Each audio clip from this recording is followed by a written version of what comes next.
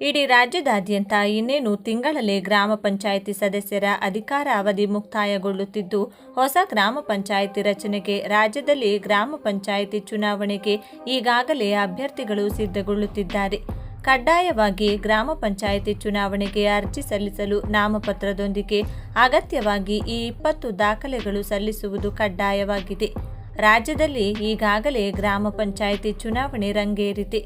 ರಾಜ್ಯದ ಹಳ್ಳಿಗಳಲ್ಲಿ ನಾಮಿನೇಷನ್ ಕುರಿತು, ಚುನಾವಣೆಗೆ ನಿಲ್ಲುವವರ ಅಭ್ಯರ್ಥಿಗಳ ಕುರಿತು ಮಾತುಕತೆ ಆರಂಭಗೊಂಡಿದ್ದು, ಚುನಾವಣೆಗೆ ಸ್ಪರ್ಧಿಸುವ ಪ್ರತಿಯೊಬ್ಬ ಅಭ್ಯರ್ಥಿಯೂ ಕೂಡ ಈ ಅಗತ್ಯ ದಾಖಲೆಗಳನ್ನು ಸಲ್ಲಿಸುವುದು ಕಡ್ಡಾಯವಾಗಿದ್ದು, ಇಲ್ಲವಾದರೆ ನಿಮ್ಮ ನಾಮಪತ್ರ ಸಲ್ಲಿಕೆ ರದ್ದುಗೊಳ್ಳಲಿದೆ. ಹಾಗಾಗಿ ಚುನಾವಣೆಗೆ ಸ್ಪರ್ಧಿಸಲು ಬಯಸುವ ಅಭ್ಯರ್ಥಿಯು ಈ ಮುಂದೆ ಹೇಳುವ ಎಲ್ಲ ದಾಖಲೆ ಮತ್ತು ಮಾಹಿತಿಯನ್ನು ಒದಗಿಸುವುದು ಕಡ್ಡಾಯವಾಗಿದ್ದು, ಪ್ರತಿಯೊಬ್ಬ ಗ್ರಾಮ ಪಂಚಾಯಿತಿ ವ್ಯಾಪ್ತಿಯಲ್ಲಿ ಬರುವ ಪ್ರತಿಯೊಬ್ಬ ನಾಗರಿಕರು ಕೂಡ ಈ ಮಾಹಿತಿ ತುಂಬ ಅಗತ್ಯವಾಗಿದ್ದು, ಪ್ರತಿಯೊಬ್ಬರೂ ಕೂಡ ತಪ್ಪದೆ ವಿಡಿಯೋವನ್ನು ಕೊನೆವರೆಗೂ ನೋಡಿ ಹಾಗೂ ಗ್ರಾಮ ಪಂಚಾಯಿತಿ ಚುನಾವಣೆಗೆ ಸ್ಪರ್ಧಿಸಲು ಬಯಸುವ ಅಭ್ಯರ್ಥಿಗಳಿಗೂ ಹಾಗೂ ಪ್ರತಿಯೊಬ್ಬ ಹಳ್ಳಿಯ ಪ್ರಜೆಗಳಿಗೂ ತಲುಪುವವರೆಗೂ ಎಲ್ಲ ಕಡೆ ಶೇರ್ ಮಾಡಿ. ಬನ್ನಿ, ಇಷ್ಟಕ್ಕೂ ಗ್ರಾಮ ಪಂಚಾಯಿತಿ ಚುನಾವಣೆ ಸದಸ್ಯ ಸ್ಥಾನಕ್ಕೆ ನಡೆಯಲಿದ್ದು, ಈ 2025ರ ಕೊನೆಯ ತಿಂಗಳಿನಲ್ಲಿ ರಾಜ್ಯದ ಎಲ್ಲ ಗ್ರಾಮ ಪಂಚಾಯಿತಿ ಸದಸ್ಯರ ಅಧಿಕಾರ ಅವಧಿ ಮುಕ್ತಾಯಗೊಳ್ಳುತ್ತಿದ್ದು, ಹೊಸ ಸದಸ್ಯರ ತಂಡ ರಚನೆ ಮಾಡಲು ರಾಜ್ಯ ಚುನಾವಣಾ ಆಯೋಗವು ಈ 2026ರಲ್ಲಿ ಗ್ರಾಮ ಪಂಚಾಯಿತಿ ಚುನಾವಣೆ ನಡೆಯಲಿದೆ. ಶೀಘ್ರದಲ್ಲೇ ಸ್ಥಳೀಯ ಸಂಸ್ಥೆಗಳಿಗೆ ಚುನಾವಣೆ ಘೋಷಣೆಯಾಗಲಿದೆ. ಅದರೊಟ್ಟಿಗೆ ಖಾಲಿಯಾಗಿರುವಂತಹ ಗ್ರಾಮ ಪಂಚಾಯಿತಿ ಸ್ಥಾನಗಳಿಗೂ ಚುನಾವಣೆ ಘೋಷಣೆಯಾಗುವ ಸಾಧ್ಯತೆ ಇದೆ. ಹಾಗಾದರೆ ಗ್ರಾಮ ಪಂಚಾಯಿತಿ ಸಾರ್ವತ್ರಿಕ ಚುನಾವಣೆಗೆ ನಾಮಪತ್ರದೊಂದಿಗೆ ಸಲ್ಲಿಸಬೇಕಾದಂಥ ಅಗತ್ಯ ದಾಖಲೆಗಳು ಯಾವುವು ಎನ್ನುವ ಬಗ್ಗೆ ನೋಡೋಣ ಬನ್ನಿ. ಸಾಮಾನ್ಯ ಕ್ಷೇತ್ರಕ್ಕೆ 1ನೇದು, ಉಮೇದುವಾರನಿಗೆ 21 ವರ್ಷ ಮೇಲ್ಪಟ್ಟು ವಯಸ್ಸಾಗಿರಬೇಕು. 2ನೇದಾಗಿ ನಾಮಪತ್ರ ನಮೂನೆ 5ರಲ್ಲಿ ನೀಡಬೇಕು. 3ನೇದಾಗಿ ಠೇವಣಿ ಹಣ 200 ರೂಪಾಯಿಗಳನ್ನು ನೀಡಿ ಚುನಾವಣಾಧಿಕಾರಿಯಿಂದ ರಶೀದಿ ಪಡೆಯುವುದು.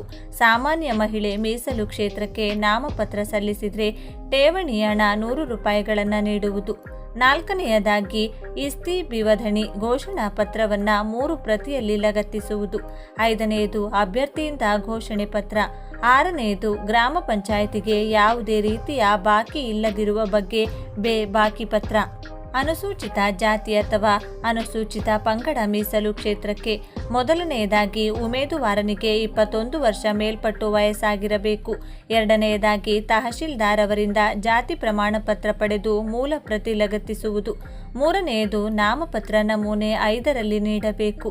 4ನೇದು ಠೇವಣಿ ಹಣ 100 ರೂಪಾಯಿಗಳನ್ನು ನೀಡಿ ಚುನಾವಣಾಧಿಕಾರಿಯಿಂದ ರಶೀದಿ ಪಡೆಯುವುದು. 5ನೇದು ಆಸ್ತಿ ವಿವರಣಿ ಘೋಷಣಾ ಪತ್ರವನ್ನು 3 ಪ್ರತಿಯಲ್ಲಿ ಲಗತ್ತಿಸುವುದು. 6ನೇದು ಅಭ್ಯರ್ಥಿಯಿಂದ ಘೋಷಣೆ ಪತ್ರ. 7ನೇದಾಗಿ ಗ್ರಾಮ ಪಂಚಾಯಿತಿಗೆ ಯಾವುದೇ ರಸೀದಿಯ ಬಾಕಿ ಇಲ್ಲದಿರುವ ಬಗ್ಗೆ ಬಾಹಿಪ. ಹಿಂದುಳಿದ ವರ್ಗ ಅನುಸೂಚಿತ ಮೀಸಲು ಕ್ಷೇತ್ರಕ್ಕೆ 1ನೇದು ಉಮೇದುವಾರನಿಗೆ 21 ವರ್ಷ ಮೇಲ್ಪಟ್ಟು ವಯಸ್ಸಾಗಿರಬೇಕು. 2ನೇದು ತಹಶೀಲ್ದಾರ್ ಅವರಿಂದ ಜಾತಿ BCM A ಅಥವಾ TCM B ಪ್ರಮಾಣ ಪತ್ರ ಪಡೆದು ಮೂಲ ಪ್ರತಿಯನ್ನು ಲಗತ್ತಿಸುವುದು. 3ನೇದು ನಾಮಪತ್ರ ನಮೂನೆ 5ರಲ್ಲಿ ನೀಡಬೇಕು. 4ನೇದು ಠೇವಣಿ ಹಣ 100 ರೂಪಾಯಿಗಳನ್ನು ನೀಡಿ ಚುನಾವಣಾಧಿಕಾರಿಯಿಂದ ರಸೀದಿ ಪಡೆಯುವುದು. 5ನೇದು ಆಸ್ತಿ ವಿವರಣೆ ಘೋಷಣಾ ಪತ್ರವನ್ನು 3 ಪ್ರತಿಯಲ್ಲಿ ಲಗತ್ತಿಸುವುದು. 6ನೇದು ಅಭ್ಯರ್ಥಿಯಿಂದ ಘೋಷಣೆ ಪತ್ರ.